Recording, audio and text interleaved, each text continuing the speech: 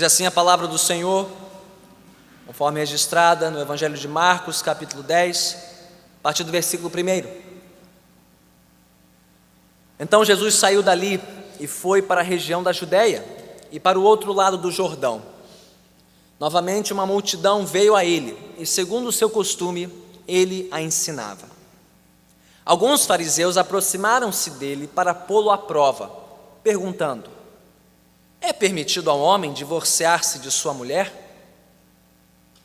O que Moisés lhes ordenou? Perguntou ele. Eles disseram: Moisés permitiu que o homem lhe desse uma certidão de divórcio e a mandasse embora? Respondeu Jesus: Moisés escreveu essa lei por causa da dureza de coração de vocês. Mas no princípio da criação, Deus os fez homem e mulher. Por esta razão, o homem deixará pai e mãe e se unirá à sua mulher, e os dois se tornarão uma só carne. Assim, eles já não são dois, mas sim uma só carne. Portanto, o que Deus uniu, ninguém o separe. Quando estava em casa novamente, os discípulos interrogaram Jesus sobre o mesmo assunto. Ele respondeu: todo aquele que se divorciar de sua mulher e se casar com outra mulher, estará cometendo adultério contra ela. E se ela se divorciar de seu marido e se casar com outro homem, estará cometendo adultério. Louvado seja o Senhor pela sua palavra. Oremos mais uma vez.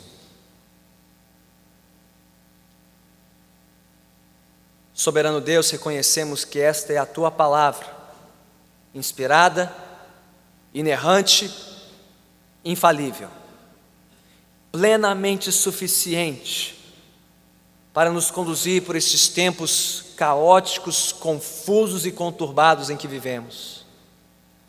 Ó Senhor, ajude-nos a ouvir claramente a tua voz na tua santa palavra hoje, levando cativo a ti todo pensamento, todo desejo, tudo aquilo que trazemos dentro de nós, tudo aquilo, Senhor, que ouvimos e vemos nesta cultura adúltera, pecadora e perversa, que possamos levar tudo isso cativo a Ti nesta noite, cativo a Cristo Jesus, para que Ele ordene as nossas vidas, os nossos passos e as nossas decisões,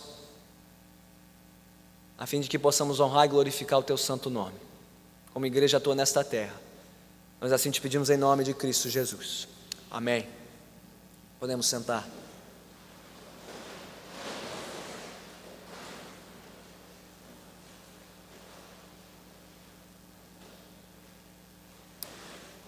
Em seu livro intitulado Amor Líquido, sobre a fragilidade dos laços humanos, o sociólogo polonês Zygmunt Bauman, ele fez um dos diagnósticos mais precisos e ao mesmo tempo um dos prognósticos mais terríveis da nossa geração. Neste livro, Amor Líquido, segundo Bauman, não existem mais relacionamentos duradouros e firmes, apenas o que ele descreve como laços líquidos, que vão e vêm como a enchente da maré. Isso porque, diz Bauman, não existe mais uma responsabilidade mútua ou um compromisso mútuo entre as pessoas, apenas conexões passageiras, seja no lar, seja na igreja, na sociedade como um todo. Conexões que são feitas e desfeitas com a facilidade e com a velocidade de uma conexão no mundo virtual, na internet. Então, nesses tempos de laços líquidos, amores líquidos, ou o que Bauman chama de modernidade líquida, nós já podemos constatar um fenômeno que já descrevemos mais cedo, em outra ocasião, como os casamentos líquidos. Inclusive aqui no Brasil, algumas estatísticas corroboram isso. Por exemplo, esta primeira, que fala do aumento vertiginoso do divórcio no Brasil nos últimos 30 anos. Em 1984, um ano depois que eu nasci, foram registrados 30.800 divórcios no Brasil. 10 anos depois, foram 94.100 divórcios. 10 anos depois, em 2004, foram 130.500 divórcios.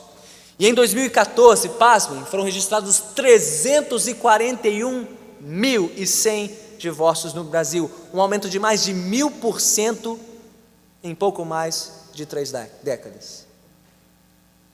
Infelizmente, nem mesmo a igreja evangélica parece estar isenta, imune dessa moda, dessa tendência pró-divórcio, a julgar pelos inúmeros artistas gospel e até mesmo pastores que, se não praticam o divórcio, defendem o divórcio como uma espécie de cura ou terapia espiritual. Mas não são apenas as estatísticas de divórcio que falam dos laços líquidos da nossa época. Uma segunda estatística mostra isso: o número crescente de uniões consensuais no Brasil sem nenhum tipo de registro oficial, o que naturalmente impede qualquer acompanhamento de união ou dissolução. Mas, segundo dados do censo do IBGE, em 2010, 36,4% de todas as uniões consensuais e conjugais no Brasil não tinham um registro sequer, seja civil ou religioso, comparado a 28,6% em 2000, no início do século. Ou seja, mais de 1 em cada 3 casais no Brasil vivem juntos sem um compromisso formal e oficial um com o outro. Estes são os tempos líquidos, modernos e loucos nos quais nós vivemos. E o que você pensa de tudo isso? O que você acha disso? Qual a sua opinião? Qual o seu parecer sobre estes tempos em que vivemos? Você crê que o casamento tradicional ou o casamento sólido é uma instituição importante e necessária, ou é uma herança antiga, obsoleta e cada vez mais ultrapassada em nossos tempos? Você crê que existe um motivo legítimo para terminar um casamento? Como é que você completaria a frase? É legítimo terminar o casamento quando? Quando o quê? E você crê que é possível, ou até mesmo desejável, lutar pelo casamento sólido em tempos de casamentos líquidos? Sim? Não? Por quê? Mas a pergunta mais importante não é o que eu e você pensamos de tudo isso. O que Deus pensa de tudo isso? O que Deus pensa do que estamos vivendo no Brasil, no Ocidente como um todo, neste início de século 21? Nesta noite, nós ouviremos o que o Senhor Jesus Cristo tem a dizer sobre o assunto, quando Ele entrou nesse campo minado de casamento, divórcio e recasamento no primeiro século. E a lição que veremos hoje é muito simples: Ele, Jesus Cristo, é o Senhor do casamento, e é Ele quem tem a autoridade para ordenar o casamento, pela sua graça e para a sua glória. Como vemos isso? Bem, mantenha o texto de Marcos 10 aberto,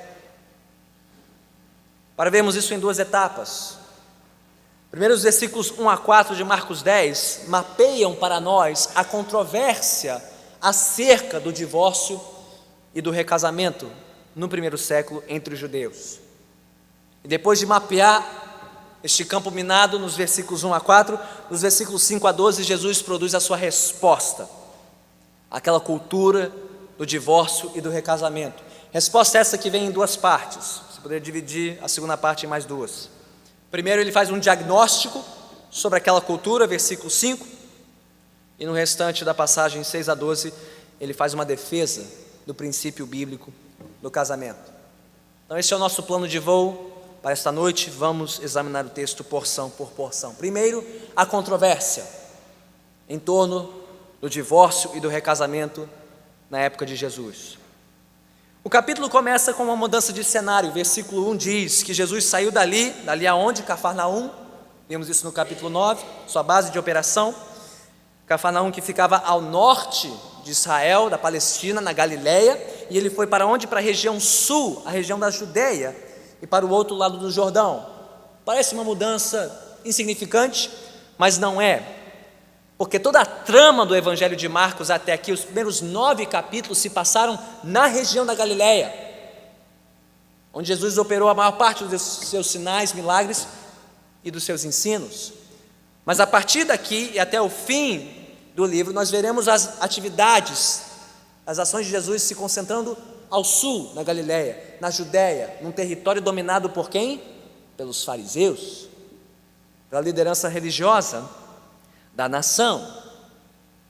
O que já nos dá uma dica de que as coisas ficarão mais tensas a partir de agora no Evangelho de Marcos. E Jesus já nos disse também por quê. Por que ele estava indo para o sul? Para a Judéia? Porque ele estava a caminho de Jerusalém. Para quê? Para ser crucificado, para morrer nas mãos dos líderes religiosos. Ele já disse isso no capítulo 8, disse isso no capítulo 9, e veremos isso mais adiante no capítulo 10. E essa tensão crescente, este embate maior entre Jesus e os fariseus já se dá aqui, no início do capítulo 10, logo no versículo seguinte. Novamente uma multidão veio a ele, Jesus, e segundo o seu costume ele a ensinava, e então quem apareceu?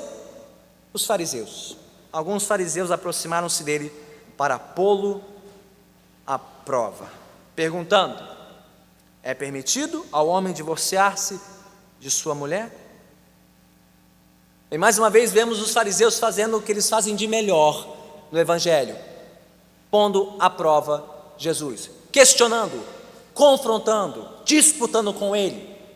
E os assuntos são dos mais diversos. Já ouvimos os fariseus brigando com Jesus sobre o convívio dele com publicanos e pecadores, a questão do jejum, a guarda do sábado, pureza ritual, a operação de sinais. Mas agora o assunto é novo, é inédito no Evangelho. O assunto agora é divórcio.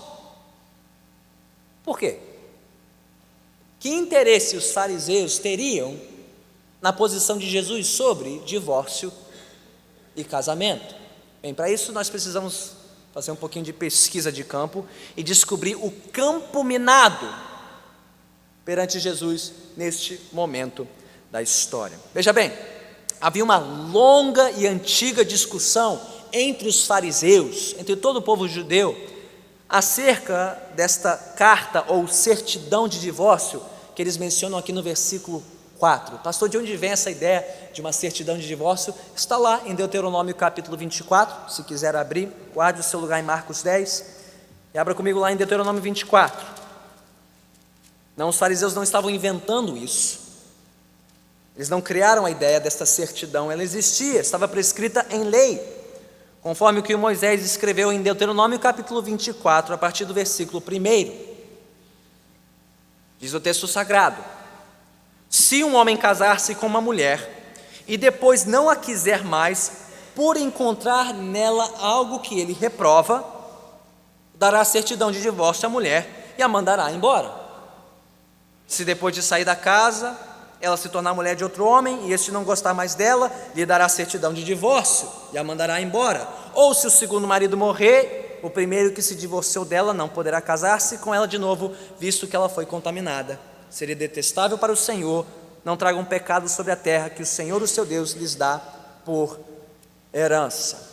Bem, era esta passagem que os fariseus tinham em mente. E qual era a discussão? Qual era a disputa aqui? Era sobre a interpretação do versículo 1. O que constituía algo reprovável que justificasse o divórcio? O texto diz: se um homem casasse com uma mulher e depois não a quiser mais, por encontrar nela algo que ele reprova, dará certidão de divórcio à mulher e a mandará embora. Bem, o que seria motivo suficiente para um homem reprovar sua esposa a fim de justificar um divórcio? Essa era a briga, essa era a discussão entre os fariseus. Calma, Deus não estava aqui abonando ou aprovando o divórcio. Jesus mostrará isso logo no versículo 5, quando ele faz o diagnóstico dele sobre os fariseus. Mas esta carta ou certidão de divórcio era uma espécie de medida restritiva para impedir o divórcio aleatório, por qualquer razão, o vai e vem de casamentos em Israel, para que não houvesse uma confusão social e moral generalizada. Era uma maneira de fazer com que um homem pensasse 2 vezes antes de divorciar sua esposa, para que ele não se ressentisse ou sentisse remorso da decisão e depois quisesse voltar de novo para a primeira mulher, que já poderia ter casado com outro. Bem, para impedir esse vai e vem, Moisés, movido por Deus, estabeleceu essa carta de divórcio, uma espécie de medida restritiva, para que não houvesse essa porteira escancarada em Israel para o divórcio. De novo, não que Deus tivesse assim aprovado o divórcio, assim como Deus não aprovou a poligamia, a prática de casamentos múltiplos no mundo antigo, apesar de muitos dos seus personagens prediletos e queridos do Antigo Testamento terem praticado a poligamia, como Abraão, como Davi. Não, Deus não abonou isso, não aprovou isso. Esses homens colheram os frutos desta convenção social, tanto quanto Israel colheu os maus frutos de praticar a certidão de divórcio. De novo, era uma medida restritiva para coibir uma prática comum no mundo antigo, o divórcio, porém imoral e indesejável. Mas de novo, voltando para o assunto, o que configuraria uma razão legítima para emitir a tal carta de divórcio? Bem, havia basicamente 2 posições entre os fariseus. Havia a ala mais conservadora e impopular, a escola de Shammai, do rabino Shammai, que liderava o partido mais conservador e impopular. E sim, os conservadores sempre foram impopulares na história. É a nossa sina. Fazer o quê? Os discípulos de Shammai diziam que somente infidelidade sexual, abandono e a infertilidade eram motivos suficientes para o divórcio, nada mais. Infidelidade, abandono ou infertilidade. Já a ala mais liberal e popular, liderada por um tal de Hillel, o rabino Hillel, e sim, os liberais sempre foram os mais populares na história, aguenta, é assim mesmo. Os discípulos de Hillel diziam que qualquer motivo de desagrado era suficiente para decretar o divórcio. Pasme, até se a mulher fosse ruim de cozinhar, ou não fosse atraente o suficiente, o homem poderia achá-la reprovável e emitir uma carta de divórcio. Então, se você fosse do partido de Hillel, sim, e você não fosse Masterchef e Top Model ao mesmo tempo, chances eram que você ia terminar divorciado. A pergunta é: de que lado Jesus estava nessa questão? Ele estava mais alinhado com os discípulos conservadores de Shammai, os linha dura, ou ele estava mais alinhado com os liberais populares da escola de Hillel? E qualquer que fosse a resposta de Jesus, ele estaria vendido. Por quê? Se Jesus se alinhasse mais com o lado liberal e popular, e talvez houvesse essa suspeita, afinal de contas, os fariseus já achavam que Jesus era solto demais. Ele andava com gente estranha, publicanos, prostitutas, ele não jejuava, ele não guardava o sábado. Então, se Jesus respondesse conforme a escola de Hillel, talvez isso alimentaria as acusações de que ele era permissivo, de que ele era um mestre desregrado e, portanto, desqualificado para representar a Deus. Então, essa seria a primeira arapuca dos fariseus, desejarem desacreditar e desmoralizar Jesus, facilitando a sua trama contra a vida dele. Ou, se Jesus respondesse conforme o lado mais conservador, como fez o seu primo João Batista, que confrontou um tal de rei Herodes, que se casou com uma tal de Herodias, que se divorciou irregularmente para participar de um recasamento imundo. E qual foi o fim de João Batista? Ele foi morto por confrontar o divórcio de Herodias e o recasamento dela com Herodes. Quem sabe assim os fariseus poderiam criminalizar Jesus e pedir a ajuda de Herodes para acabar com a vida do primo de João Batista. Independente da resposta de Jesus, uma coisa já deve ter ficado clara para nós, e é isso: Jesus, tanto quanto nós, em pleno século XXI, estava inserido no meio de uma cultura de divórcio. Apesar de haver discordância entre os fariseus, entre os discípulos de Shammai e os discípulos de Hilel, acerca dos motivos próprios para o divórcio, todos concordavam que o divórcio era algo normal, indesejável, mas mesmo assim necessário para conduzir a vida social de Israel. Até mesmo os discípulos, você notou isso no fim da passagem desta noite? Nos versículos 10 a 12, os discípulos, provavelmente pegos de surpresa, eles nunca tinham ouvido Jesus falar sobre casamento até aqui, pediram uma audiência. Volte comigo lá em Marcos 10. Depois que Jesus tinha confrontado os fariseus, versículo 10 de Marcos 10, quando Jesus estava em casa novamente, os discípulos interrogaram Jesus sobre o mesmo assunto. É isso mesmo, Jesus? Nada de divórcio? Uma só carne? Sempre? Note aqui o espanto dos discípulos, porque para eles divórcio era algo normal, como para qualquer judeu, e não só para os gregos e romanos do primeiro século. Agora note como Jesus respondeu a pergunta inicial dos fariseus, versículo 3. Aliás, qual foi a pergunta inicial dos fariseus no versículo 2? É permitido ao homem divorciar-se de sua mulher? E como é que Jesus respondeu à pergunta? O que Moisés lhes ordenou. Qual a importância disso? Jesus não queria saber o que era culturalmente aceitável ou legalmente permissível. Ele queria saber o que era divinamente ordenado nas Escrituras. Ele não queria saber o que o rabino X ou Y tinha a dizer sobre o assunto, ele queria saber o que a palavra de Deus ordenava. Agora você notou a resposta ensaboada dos fariseus do versículo 4? Eles não responderam Jesus. Eles disseram: Moisés permitiu que o homem lhe desse uma certidão de divórcio e a mandasse embora.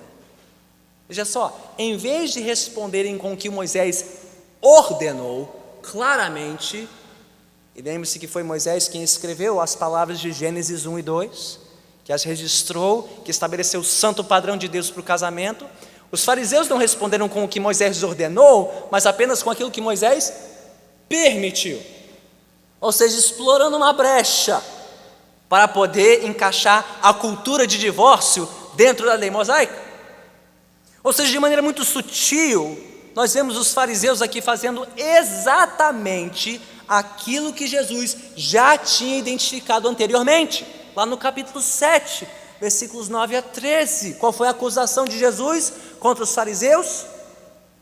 Eles estavam colocando de lado os mandamentos de Deus, a fim de obedecerem às suas tradições marginalmente apoiadas pela lei. E assim diz Jesus, eles estavam anulando a palavra de Deus. Os fariseus, os heróis da religião de Israel, anulando a palavra de Deus, minimizando as ordens, minimizando os mandamentos e potencializando as permissões, as brechas para as suas ações carnais e mundanas. E qual a importância de tudo isso? Note o seguinte: nós temos que entender que a nossa cultura do divórcio em pleno século 21, ela não é tão diferente assim da cultura do divórcio no primeiro século. Como assim, pastor? Bem, tanto lá e então, como aqui e agora, a estratégia é sempre a mesma: colocar de lado os mandamentos claros de Deus, a fim de promover tradições humanas marginalmente apoiadas pelas Escrituras. Então, no caso dos fariseus, os líderes religiosos da época, eles diriam: mas Moisés permitiu. No caso dos novos líderes religiosos da nossa época, sociólogos, antropólogos, psicólogos e os seus companheiros de divã e de púlpito, eles diriam: mas Deus é amor, Deus nunca ordenaria algo para o nosso prejuízo, que limitaria a nossa liberdade, a nossa felicidade. Deus quer o nosso bem. Deus nunca faria algo para restringir o nosso bem-estar, para nos prejudicar. É ou não é assim que a nossa cultura pensa e fala? Então a tática é a mesma: esvaziar a palavra de Deus da sua autoridade, para defender o quê? Um padrão contrário ao padrão santo de Deus, para defender as sensibilidades, as experiências tidas como normativas da nossa cultura humana, seja no primeiro século ou no século 21. Meus irmãos e irmãs, é isso que acontece com toda cultura humana que não se submete à autoridade final da palavra de Deus. Sabe o que acontece? A cultura passa a julgar a palavra de Deus e ela, a cultura, se torna a autoridade final e inquestionável da sociedade. E ai daqueles que ousam questionar a cultura. Você pode terminar desacreditado, desmoralizado e quem sabe até criminalizado, assim como os fariseus queriam fazer com Jesus. Mas, meus irmãos e irmãs, nós não prestamos contas à nossa cultura, nós prestamos contas às Escrituras sagradas. O lema da igreja não é sola cultura, o lema da igreja é sola Scriptura. Não é a cultura que define a nossa fé e a nossa prática, é a Escritura. Essa foi uma máxima da reforma protestante há 500 anos, tão necessária hoje quanto então. O que define a nossa visão de mundo, o que define o que é casamento, o que define os parâmetros do certo e do errado, não é a cultura, não é a razão humana, a sensibilidade humana, as experiências humanas. O que define a nossa fé e a prática é a Escritura Sagrada, é a palavra de Deus somente. Então, se o mundo e uma parcela crescente da igreja hoje vive sob o lema sola cultura, meus irmãos, é hora de redescobrir sola Scriptura. É somente as Escrituras e nada mais. Tudo deve ser levado cativo à autoridade final da palavra de Deus. Nós não somos servos da nossa cultura, do que ela acha permissível ou não. Somos servos da palavra de Deus e nada mais. E por mais que a nossa cultura queira nos julgar de maneira mesquinha, cruel e atroz, e meus irmãos, esse é o projeto de poder em vigor no Brasil, das escolas públicas aos currículos das escolas particulares, aos fóruns judiciais desta nação. É calar a boca da igreja, é amordaçar as Escrituras e criminalizar todo e qualquer que questionar essa cultura perversa e imoral. Bem, por mais que nós possamos ser julgados pela nossa cultura, eu temo mais o julgamento de Deus no porvir. Eu terei que prestar contas a Deus e à palavra de Deus e ao Deus da palavra, Jesus Cristo. Eu pergunto, é assim que nós temos nos portado? Como servos da palavra de Deus?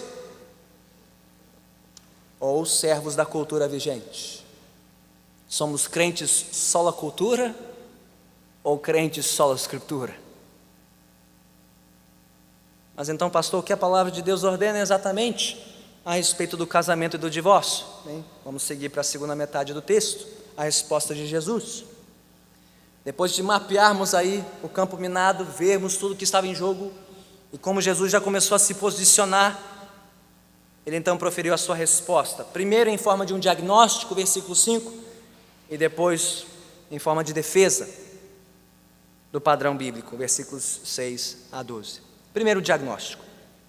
E novamente, interessantíssimo isso, Jesus não entrou no debate legal, ele não aceitou os termos do debate dos fariseus, ele não entrou numa disputa entre Hilel e Shammai. O que ele fez? Ele foi diretamente para o cerne do assunto, ele foi para o coração. Jesus aqui fez um diagnóstico cardio-espiritual dos fariseus, foi direto no assunto, versículo 5. Moisés não obrigou ninguém a se divorciar.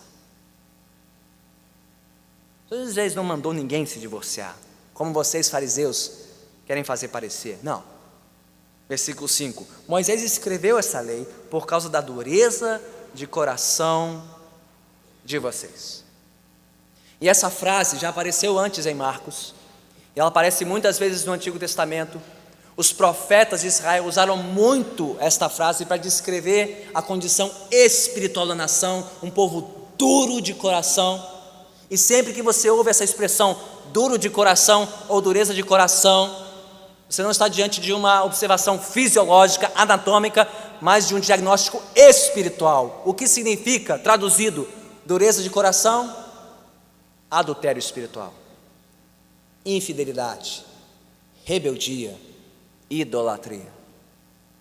Em outras palavras, Jesus está dizendo: eu posso ficar aqui discutindo com vocês o tempo que for, nós podemos ir e vir nesse debate, mas até que eu toque no cerne da questão, coração rebelde de vocês, isso não vai se resolver. O problema não é a interpretação da lei, é o que vocês querem que a lei diga, é o que vocês querem defender com unhas e dentes, a sua rebeldia, sua infidelidade, seu adultério espiritual. Esse é o problema. E foi por isso que Moisés teve que escrever esta lei, registrá-la, para coibir, para reprimir essa infidelidade compulsiva e crônica de Israel. Senão não haveria necessidade de escrever uma lei como essa. Se todo mundo é do bem, faz o bem, é fiel, por que Moisés teria que escrever uma lei dessa? Se ele esperava fidelidade da parte dos casais de Israel, não esperava, porque ele conhecia o coração do seu povo, coração duro, infiel. E meus irmãos, eu pergunto, o que Jesus disse sobre os fariseus do primeiro século? Ele não poderia dizer sobre os habitantes do nosso século, da nossa cultura? A facilidade e a naturalidade com a qual a nossa cultura lida com o tema do divórcio nada mais é do que um sintoma gritante da nossa infidelidade espiritual e da nossa idolatria. Os tempos mudaram, mas o coração do homem não mudou. De novo, por que tratamos o tema do divórcio em nossa cultura e dentro da própria igreja com tamanha naturalidade? Sabe por quê? Porque não existe mais nada sagrado neste mundo, mais nada que seja intocável e inquestionável. Nós sacrificamos o casamento, a instituição do casamento, no altar do nosso culto ao quê? Prazer, bem-estar, liberdade, romance, desregrado, sem limite. Se tem um Deus inquestionável nessa cultura e nessa geração, é o Deus do amor. Meus irmãos, a Bíblia diz que Deus é amor, mas a Bíblia não diz que o amor é Deus. Deus é amor, entre tantas outras coisas, Ele é santo, Ele é justo. Deus é amor, mas o amor não é Deus. Mas esta geração sacrificou tudo no altar deste Deus, este Deus chamado amor, romance, prazer. Não porque esta geração seja ignorante. Meus irmãos e irmãs, tem gente muito inteligente defendendo o divórcio, tem gente muito instruída, com doutorado e tudo, com pós-graduação, com especialização, com ibope, com credenciais, amados e queridos da nossa sociedade. Isso não é uma questão de falta de massa cinzenta cerebral, isso é uma questão de dureza de coração. É o coração duro, frio, insensível, infiel, rebelde dessa cultura, que troca a sabedoria da palavra de Deus pela loucura do seu pecado. Como bem disse o pensador cristão Blaise Pascal, o coração tem razões que a própria razão desconhece. O coração dessa geração inventa razões que nem a razão sabe explicar para defender coisas tão irracionais como o divórcio. Mas a palavra de Deus é capaz de confrontar estes corações e, creio eu, de reconduzir estes corações para a verdade de Deus. Eu creio nisso. Então, depois de proferir o seu diagnóstico, no versículo 5, Jesus continua com a sua defesa. A defesa do padrão e do princípio bíblico do casamento. E para onde ele vai? Ele não vai para Deuteronômio 24. Para onde ele vai? Ele vai para o início de tudo. Para outras palavras de Moisés. Ele cita nos versículos 6, 7 e 8, palavras de Gênesis 1 e de Gênesis 2. O projeto original, antes que houvesse pecado, ou rebeldia, ou apostasia, ele volta para o padrão santo de Deus. E ele fala duas coisas importantíssimas nesses versículos. Primeiro, Jesus lembrou de como Deus nos fez. Versículo 6, mas no princípio da criação, Deus os fez, homem e mulher. Ou seja, diferente do que dizem os eruditos da agenda LGBT, nosso sexo e o nosso gênero não são uma escolha nossa, não são uma invenção nossa, não são uma determinação nossa, são um presente dado por Deus para glorificá-lo. Nós não nos fizemos homem e mulher, Deus nos fez homem e mulher. Parêntese, nada mais. Homem e mulher, só. Deus nos fez assim. Tentar trocar, aprimorar, adulterar esse presente não é sinônimo de liberdade, não é sinônimo de libertação. A palavra de Deus diz que isso é rebeldia, é afronta, é questionar a bondade e a sabedoria de Deus quando Ele nos fez homem e mulher. Você não tem como aperfeiçoar o que Deus já fez bom, muito bom. Deus nos fez de maneira distinta e diversa, homem e mulher e nada mais, para que pela união heterossexual, monogâmica, exclusiva e vitalícia, homem e mulher servissem como um pequeno retrato da glória de Deus neste mundo. Deus fez isso, disse Jesus.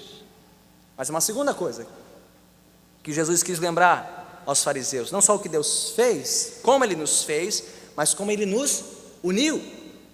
Por esta razão, versículo 7, o homem deixará pai e mãe e se unirá à sua mulher, e os dois se tornarão uma só carne. Assim eles já não são dois, mas sim uma só carne. Portanto, o que Deus uniu, em 3 versículos apenas, 4 variantes do termo uniu, uma, unidade. Deus não só fez homem e mulher, Ele uniu homem e mulher no santo arranjo do casamento. Então não, casamento não é uma invenção ou uma convenção humana. Casamento não é fruto de um processo evolutivo em que os nossos antepassados primatas se sentiram sozinhos e precisavam de companheiros e companheiras para protegerem a tribo, para acharem comida. Nada disso. Nada do que a religião darwiniana e evolucionista nos ensina nas escolas e faculdades. Não, o homem não criou o casamento, Deus criou o casamento. Deus ordena o casamento, porque Ele criou isso. Então nós não podemos redefinir ou reconfigurar o casamento como nós quisermos, a nosso bel prazer, como se casamento fosse uma massinha de modelar nas mãos do Supremo Tribunal Federal ou dos colunistas sociais da nossa época. Não. Nós não fizemos casamento para a nossa glória, Deus fez o casamento para a glória dEle. Ele fez o homem e mulher e os uniu nessa instituição divina, sagrada, governada por Deus, para ser vivida segundo os seus parâmetros. Então o casamento não é um contrato que você pode fazer e desfazer como você quiser. Como você faz e desfaz um contrato de locação ou de empréstimo. Não. Casamento é um pacto, é uma aliança sagrada, contraída perante Deus, que serve de testemunho para este mundo, da aliança que Deus contraiu com o seu povo. Não é assim que Deus fala do relacionamento dele com Israel no Antigo Testamento? Compara isso a um relacionamento entre marido e esposa, chamando Israel, a sua esposa de esposado. Não é assim que Paulo fala da igreja, como a noiva de Cristo? É uma aliança, um pacto, que deve expressar, representar a beleza da aliança entre Deus e o seu povo. Por fim, então, o casamento não é mais uma relação humana que você pode dispensar como você quiser, como uma outra amizade ou relação casual. Aliás, se você prestou bem atenção nas palavras de Jesus, palavras que ele citou de Gênesis, ele está dizendo que não existe outra relação humana superior a esta, entre um homem e uma mulher unidos no casamento. E pasmem, nem mesmo a relação entre pais e filhos supera esta relação. Ou em outras palavras, de nenhum outro relacionamento humano a Bíblia diz que nós formamos uma só carne. A Bíblia não diz que pais e filhos são uma só carne. A Bíblia diz que marido e esposa, homem e mulher são uma só carne. E você não acha isso estranho? Porque ao pé da letra, isso não faz sentido, porque filhos vêm da carne dos seus pais, literalmente, mas marido e esposa não nasceram da carne um do outro, um não deu à luz o outro.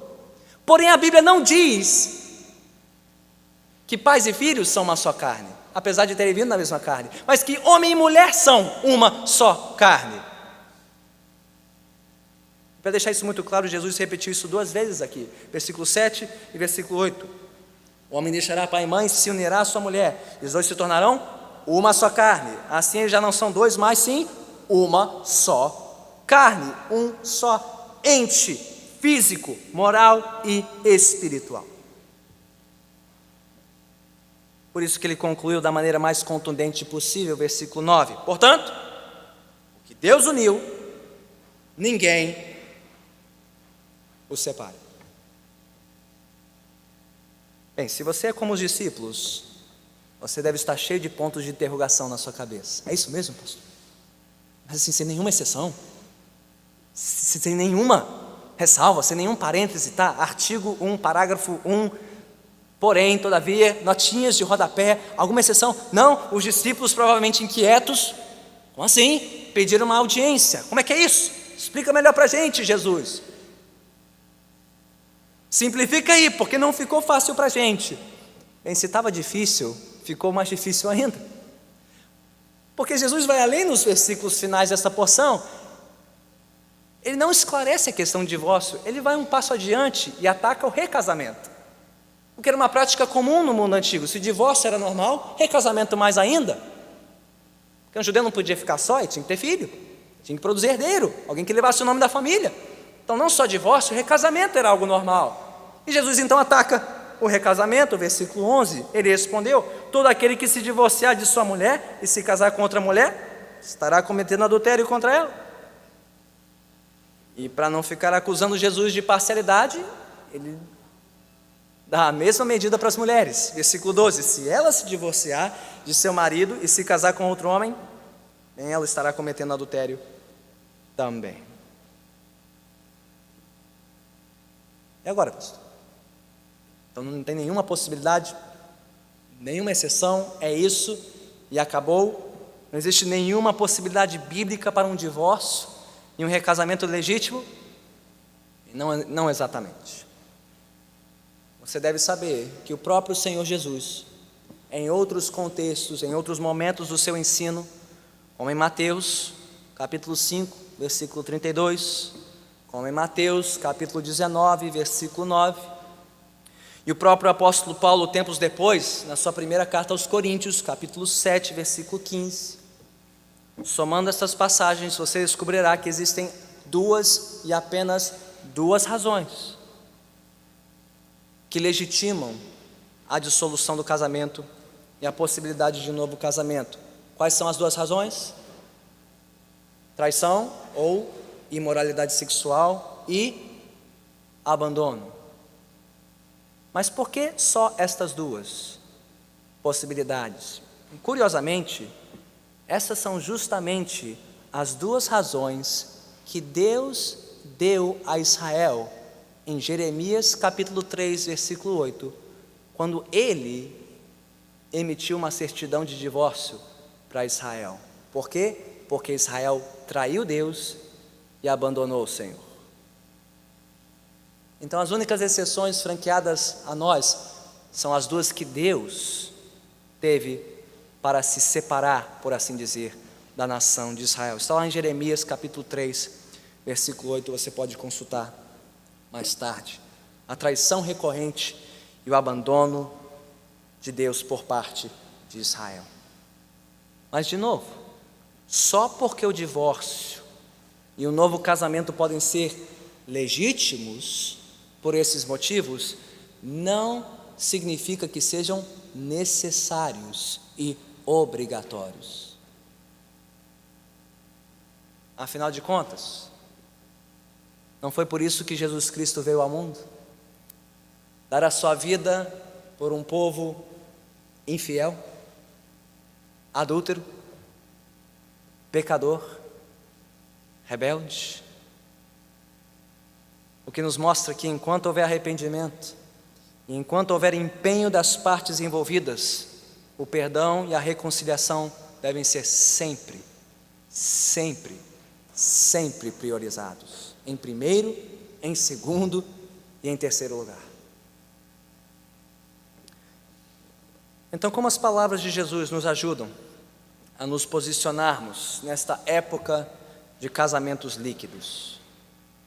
Eu proponho, meus irmãos, que nós precisamos estar tão firmes na palavra de Deus, em meio a esta cultura de divórcio que nos cerca neste mundo, quanto Jesus permaneceu firme na palavra de Deus, no meio da cultura de divórcio do primeiro século. A nossa posição tem que ser a mesma que Cristo, firmes na palavra, submissos à palavra, responsáveis diante da palavra de Deus. Porque o povo cristão é um povo regido pela palavra e não pela cultura. De novo, somos um povo sola scriptura e não um povo sola cultura. É a palavra que nos rege, é a ela que prestamos contas.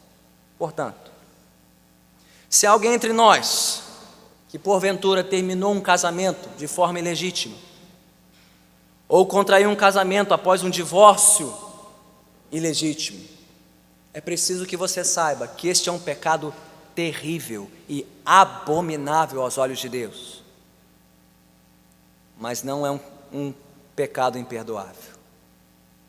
O único pecado imperdoável é a blasfêmia contra o Espírito, é rejeitar o testemunho que o Espírito dá de que Cristo é suficiente para nos perdoar todo e qualquer pecado. Divórcios e recasamentos ilegítimos são terríveis, são abomináveis, mas há perdão para aqueles que se arrependem deles. Então saiba que pela graça de Deus, o Senhor está pronto para te perdoar. Perdoar todo aquele que confessa o seu pecado e te capacitar a pedir perdão a quem for necessário pela sua desobediência à palavra de Deus. Mas se houver entre nós casais contemplando a possibilidade de encerrar o seu casamento, seja por motivos legítimos ou por motivos ilegítimos, é preciso que você saiba isto: Jesus Cristo, o Filho de Deus, a quem nós ouvimos nesta noite, o mesmo que proferiu estas palavras aos fariseus, lembre-se, ele estava lá no jardim. O Filho de Deus estava lá no Éden, celebrando o primeiro casamento.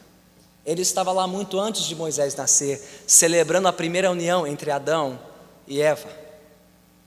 E Jesus Cristo, o Filho de Deus encarnado, estará lá no fim da história, celebrando o último casamento da história, quando Ele vier buscar a sua noiva, que é a igreja.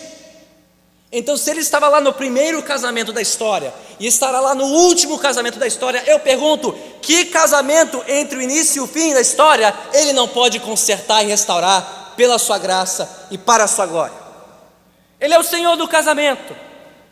Ele ordena o casamento e restaura aquilo que o pecado arruinou para a glória dele. Basta que você, homem, e você, mulher, deem as mãos para Cristo. Permita que Cristo os conduza pelas suas mãos, as mesmas mãos que foram cravadas no Calvário, para que vocês tivessem perdão e reconciliação. São essas as mãos que Ele estende para você nesta noite, para os guiar, para os perdoar, para os restaurar, pela sua graça e para a glória dEle. Mas por fim, a todos os presentes, quer solteiros ou casados, quer viúvos ou divorciados, precisamos entender isto, meus irmãos e irmãs.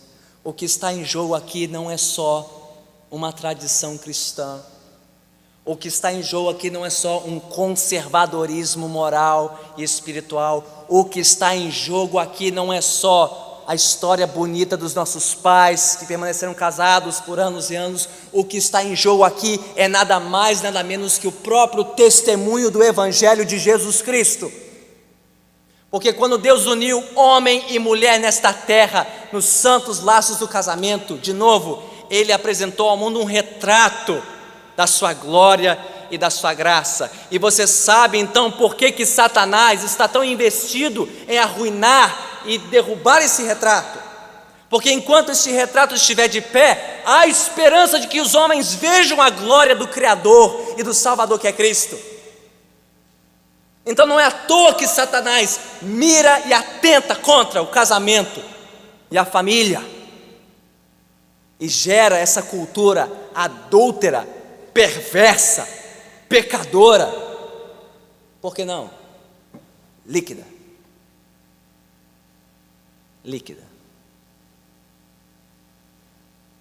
Meus irmãos e irmãs, que Deus, pela sua graça, restaure esse retrato em nossa geração, restaure esse retrato no seu lar, restaure esse retrato na igreja e restaure esse retrato em nossa sociedade, para que os homens vejam, temam, tremam diante daquilo que a graça de Deus é capaz de fazer. Que Deus nos dê graça para resistirmos firmes neste propósito. Quer nos desacreditem, quer nos desmoralizem, quer nos criminalizem, que nós sejamos fiéis e que Deus receba toda a glória. Amém. Vamos orar.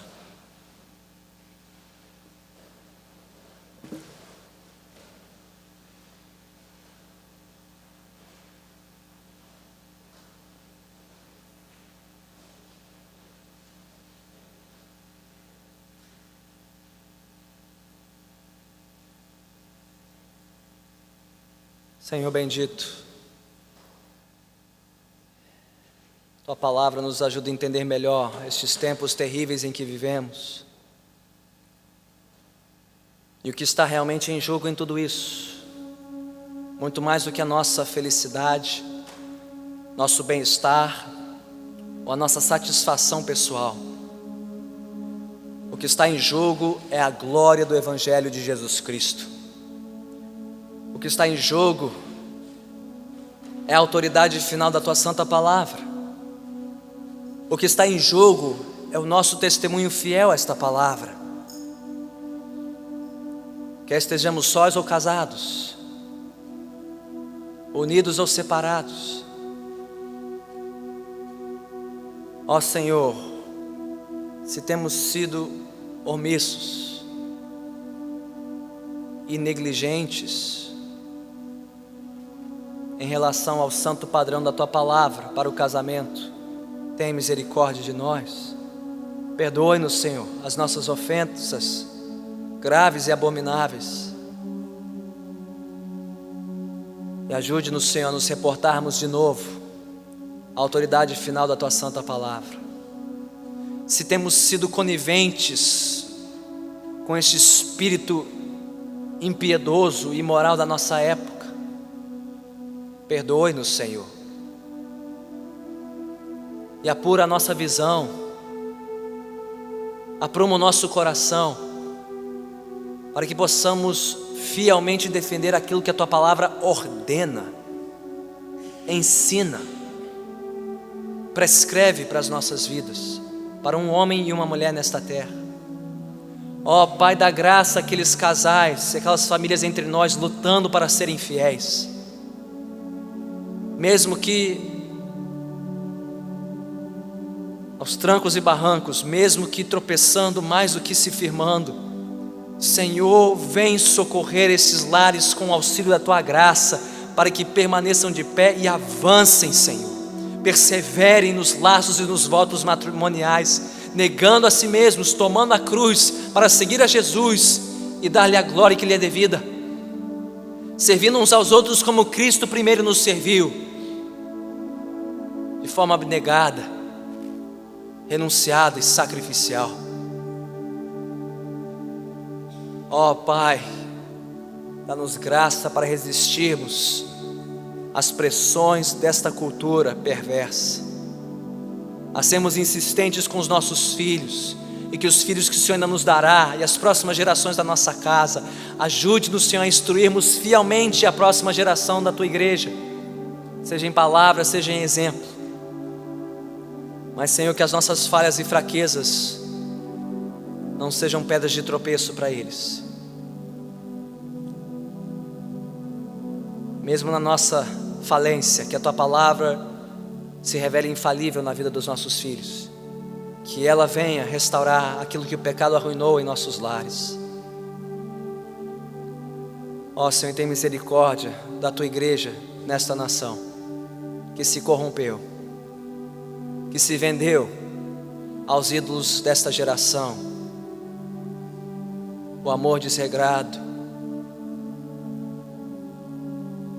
o prazer, o bem-estar, o narcisismo.